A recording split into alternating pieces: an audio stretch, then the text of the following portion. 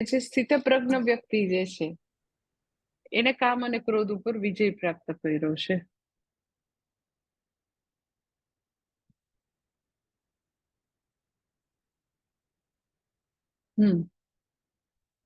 બરાબર છે. એટલે ભગવાન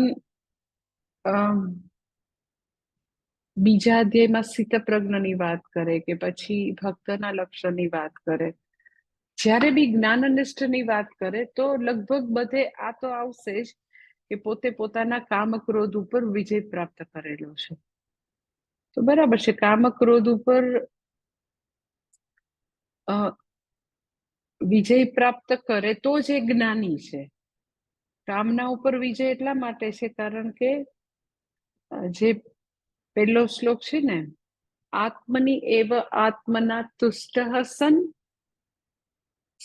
સર્વાન મનોગતાન કામાન પ્રજહાતિ. પોતે પોતાથી સંતુષ્ટ છે, પોતે સ્વની પૂર્ણતા પ્રાપ્ત કરી લીધી છે.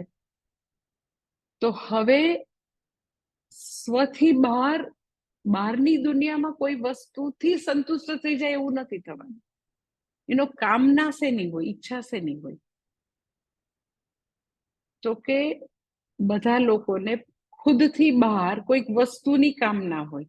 શું કામ કામના હોય? તો કે એ મળે તો હું ઓકે થઈ જાઉં.